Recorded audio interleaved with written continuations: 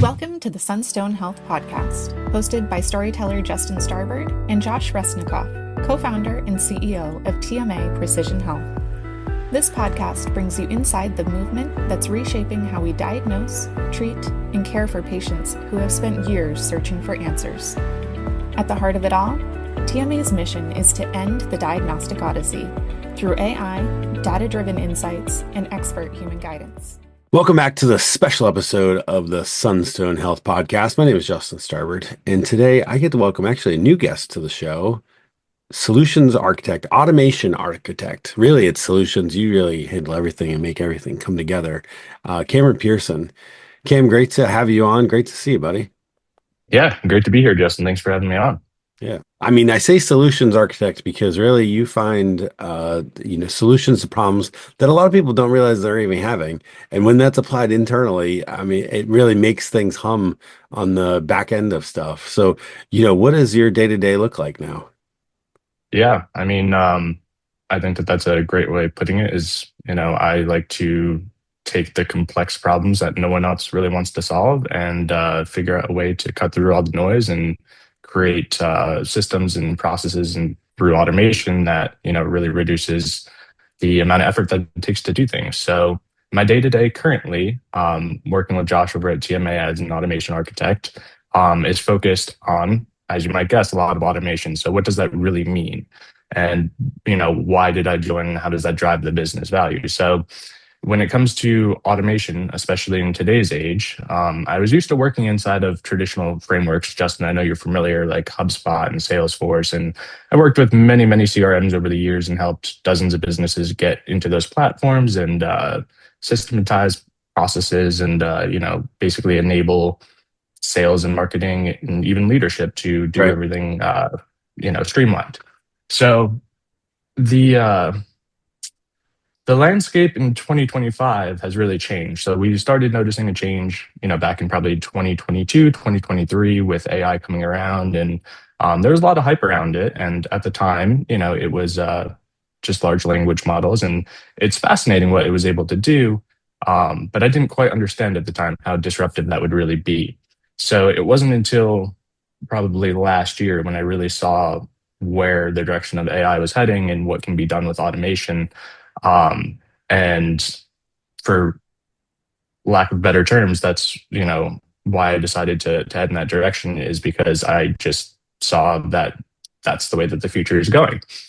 So with that sort of skill set, why not open your own? I mean, I know you had your own kind of shingle before, but why not move your own shingle towards something there versus, and we'll get to this in a second, why you joined TMA. I mean, that one thing that I've known about you over the years is your ability to identify when that market is shifting. And we probably saw even before 2022 that, something big was on the horizon. There had been, automations were getting inputted into every CRM, every software. There's a lot of we didn't call it AI. We just called it, hey, things are easier to do. It's automatic, right? So, take me back to that spot there where you started to really notice that and feel like it was a shapeshifter.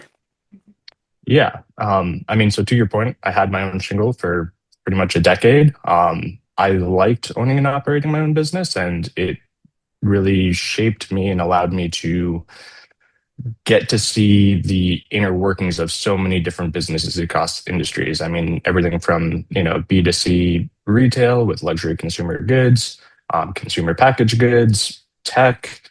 I've worked across so many verticals, being, a third party consultant, even our work together in the past, a lot in the health tech space. And I've done a lot with even national level nonprofits in the rare disease space since 2021. So I was primarily a web developer. But to your point, I think it's important to create a distinction between the word automation and artificial intelligence, because there's a lot of overlap there because they both reduce human interaction and what's required for human input. But automation is not smart. Automation follows a set path that we clearly define. Whereas on the flip side, artificial intelligence is intelligent. It can actually think and reason and has logic behind it, not just a black and white framework or a bowling lane with the rails on the side, bumpers. So to that point, the reason that I really wanted to go work for Josh at TMA is because, like I said, I've touched a lot of businesses over the years. I've been very fortunate to have, a direct and even indirect impact on hundreds of millions of dollars of revenue over the years. I've gotten to work with some fascinating companies. We've raised millions of dollars through institutional investors as well as crowdfunding. I've been involved in some really fascinating things. But at the end of the day, I had kind of an awakening last year where I realized that although the work was fun at the time and sort of fulfilling, at the end of the day, it wasn't really filling my cup. I didn't feel like I was making a true difference. I didn't feel great about, just selling luxury consumer goods. I made an honest living. It was great. I have no regrets. It taught me all the skills that I have to be here today. But the reason I really wanted to join Josh is once I saw the mission that he was after and the impact that that has on human lives, it just really drove me to want to be a part of it because I really, and it sounds kind of tacky to say, to be something, part of something bigger than yourself, but I really do want to make an impact. And in my family, like my dad has a rare disease and he went through the diagnostic odyssey. He actually just got some answers recently, but he's been dealing with it for the past 5 or 6 years. So having seen the diagnostic odyssey firsthand and how frustrating it is to go to 19 different specialists, none of which can answer your questions, really. I guess the short answer is I came for the human impact of it. Yeah.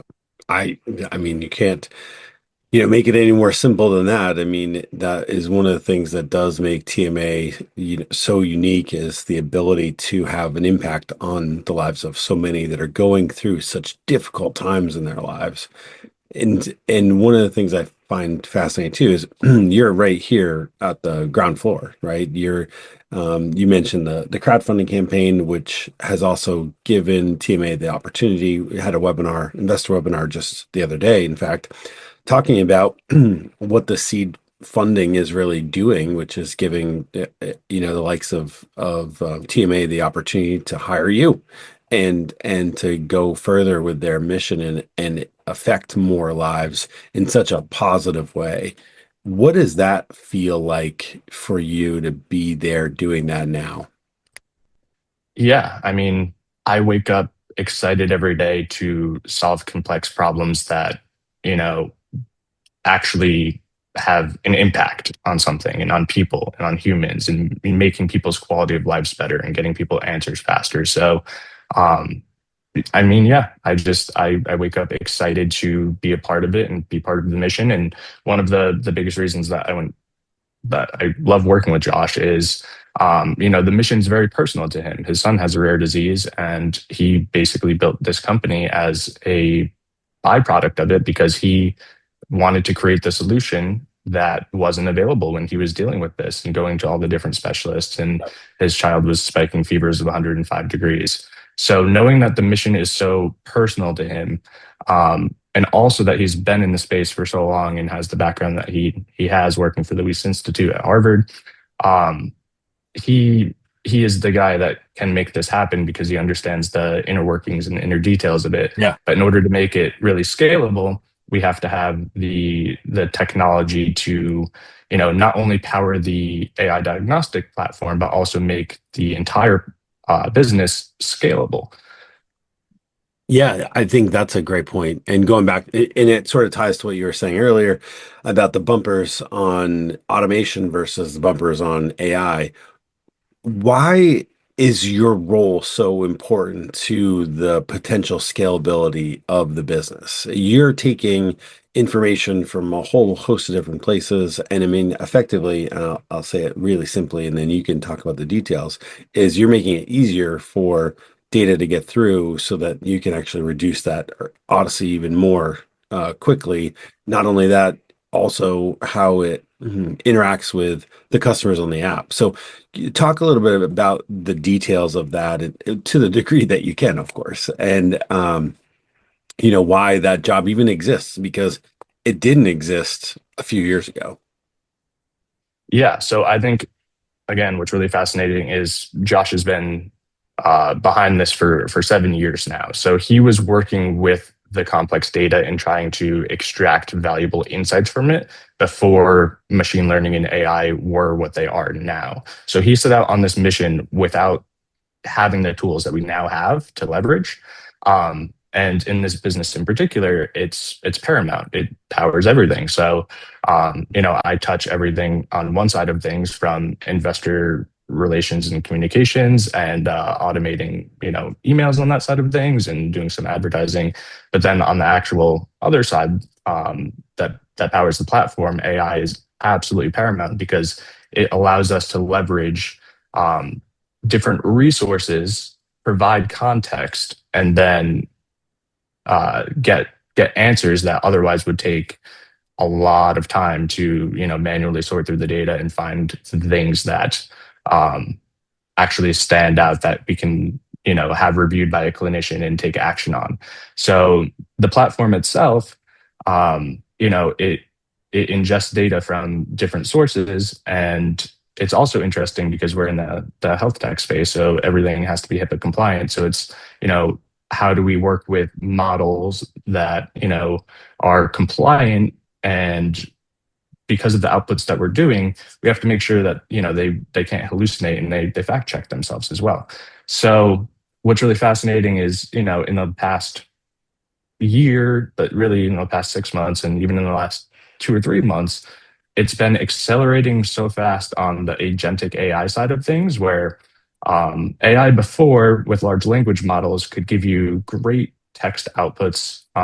It could do some data manipulation work for you, but it didn't have the ability to go out and take action for you or even really check itself. So what the agentic system is able to do at this point is you have, basically a agentic layer, and you have an orchestration agent, which is, the top of the pyramid. And then you have sub agents that do different tasks, and they're very specific tasks.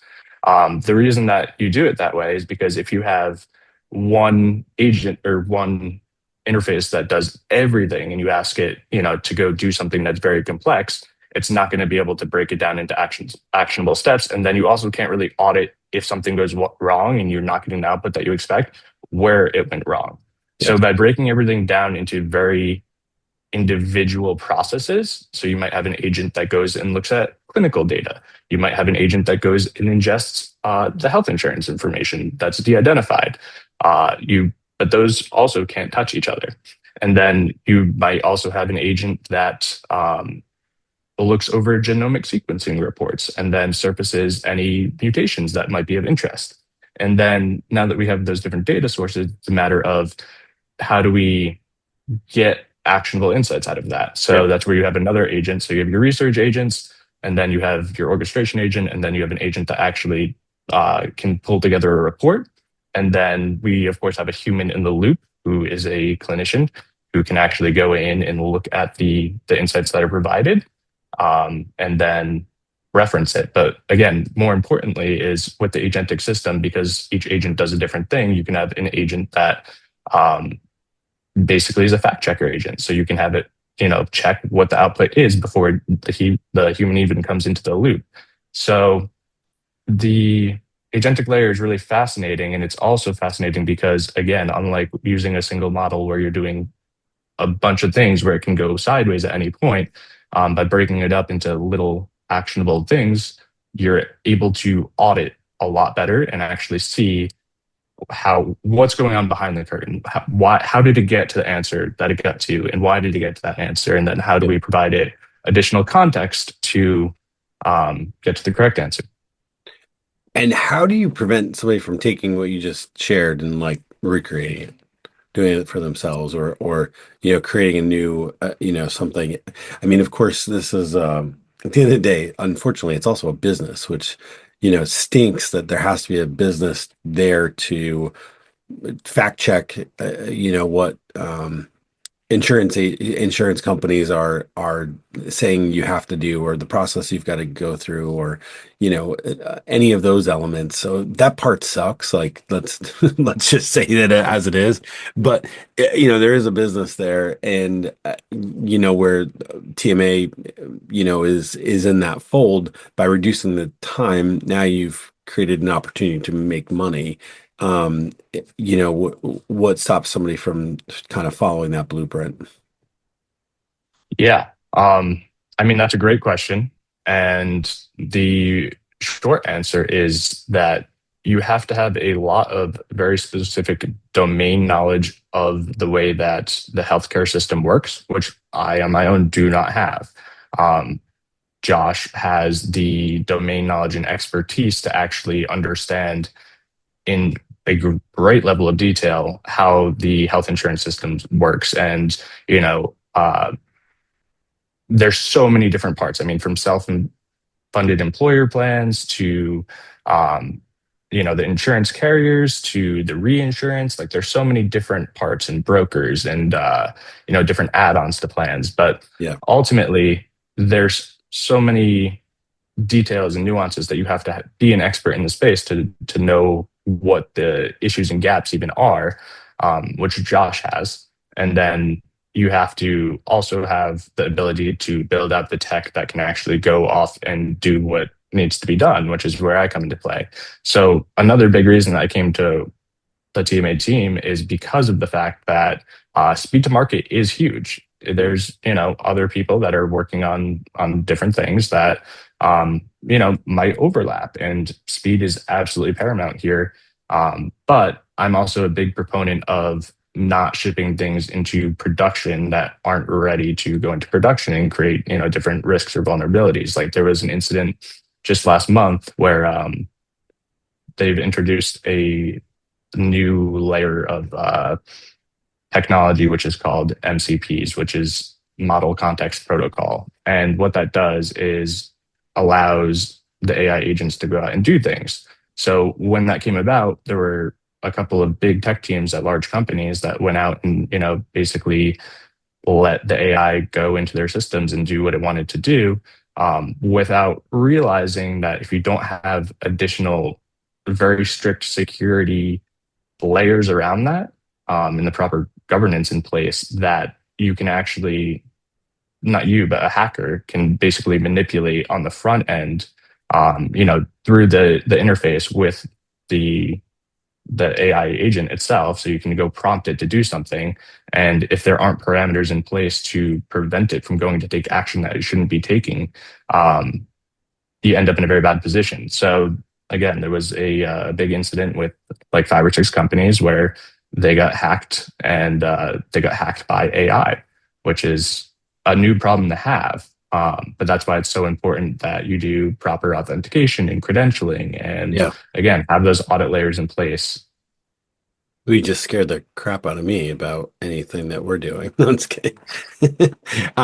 It is so fascinating though, and it's such a neat opportunity for you to, again, going back to that, the element of waking up and feeling like you've done something good the day before, and that you're going in to do something that is going to make a difference. So, to your point, using all these tools that are available for the powers of good, I think that's like the fundamental, reason that people are looking for passion in their careers, right? And so the fact that you had So the I think that opportunity, that's a great point, especially in the age of technology where we're at right now. So I yeah, know, I've had personal conversations with you in the past couple of years where we were talking one on one, and, I was like, what's on the horizon with AI? And, originally I was one of the people who was, I wouldn't say against it, like I used it to a certain extent, but I didn't love the idea of it because of the impact that it does have on jobs in the economy and, commoditized work.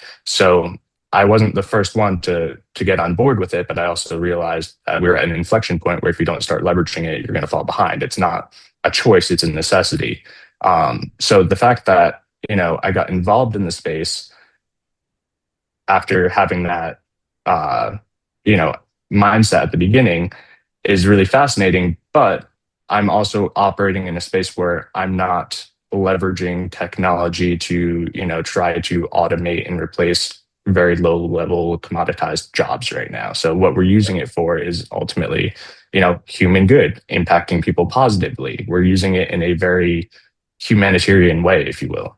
Yeah, I think that part there is so difficult because people are looking for passion, meaning to their work. And I feel like in IT especially, and IT broadly, right? Just technology broadly, that part is so difficult because the pace at which you're moving and why you're moving are not always aligned, right? Not to say that it's nefarious. I'm not suggesting that any of the work that you were doing before was for the, negative, but at the same time, there is this race to the bottom almost as to how quickly you can, solve these things. And I feel like that's where the the moral aspect came into it for you and I to the degree that it has. And as a result, it shifted our business too, not away from AI by any means. We definitely, use it more than most companies our size and for what we do in the, as opposed, here we are, an agency that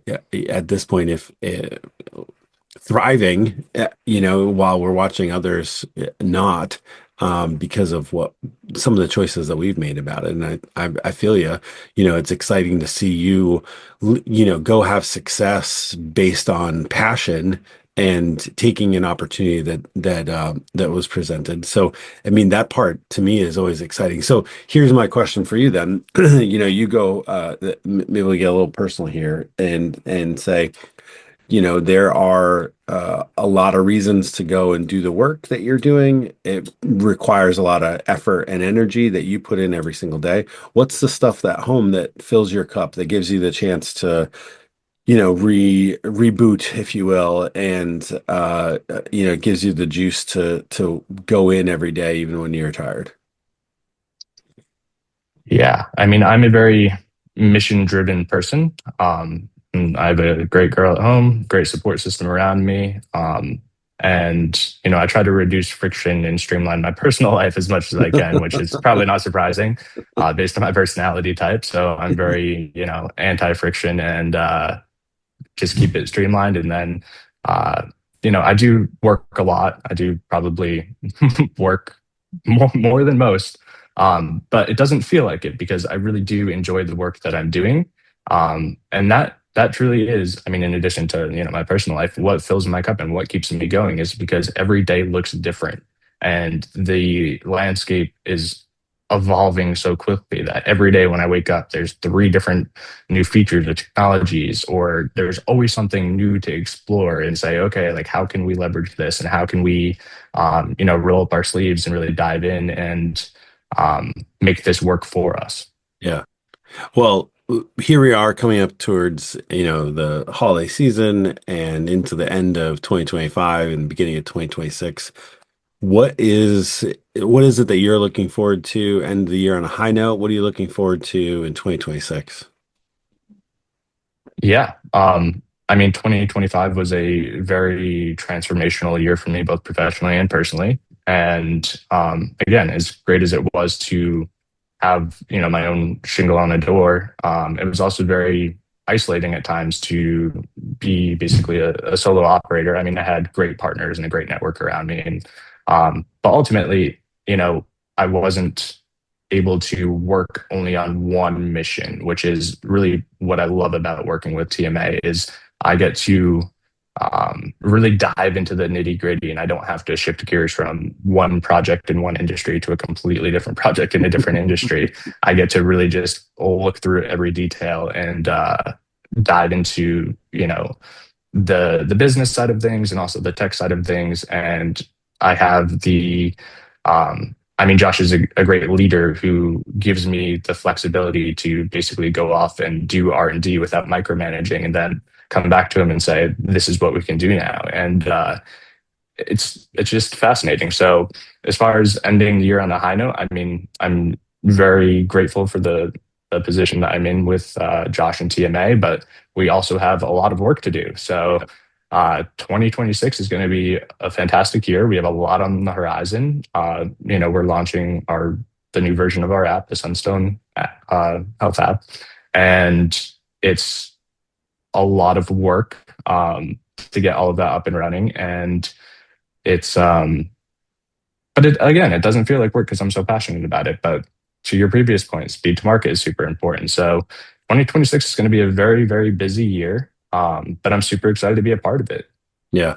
Well, that's awesome. We're happy to be, a small part of it as well. It's wonderful to have the opportunity to work with you in this way and see the progress every single day. It seems with, new announcements, new advancements, new opportunities to affect and improve people's lives. I think that part is so cool. And so really appreciate the opportunity to, pull back the curtain a little bit, talk about your day-to-day stuff, what you're doing, and also share what makes you tick, Cameron Pearson. It's real cool to be able to do this from this perspective. So thanks for joining me today.